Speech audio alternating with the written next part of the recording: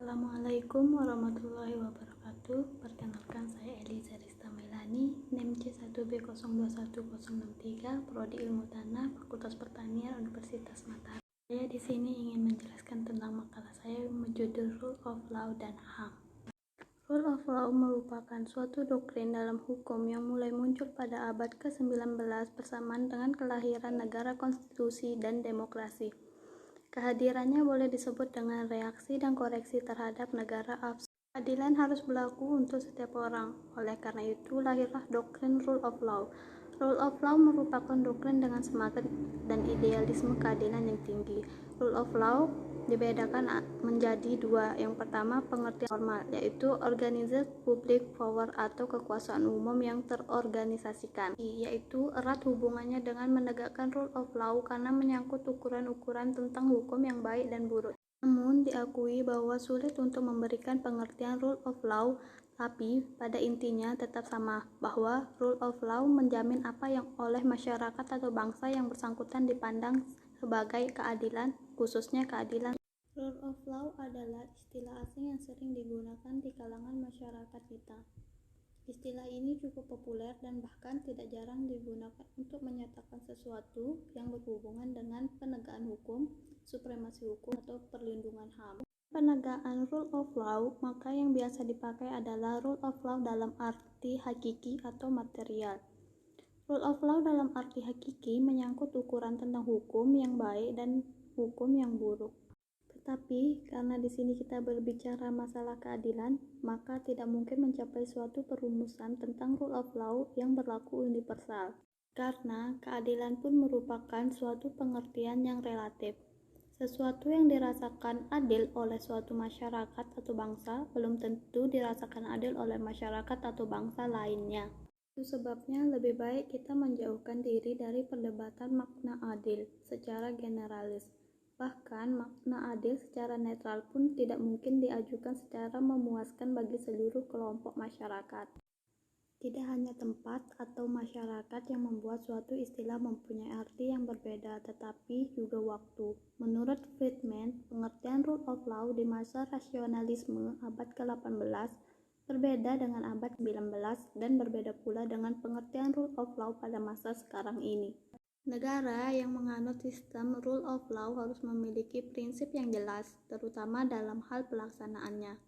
Menurut Albert Venn, terdapat 3 unsur fundamental dalam rule of law, yaitu yang pertama, supremasi aturan-aturan hukum, tidak adanya kekuasaan sewenang-wenang dalam arti seorang hanya boleh dihukum jika memang melanggar hukum tersebut.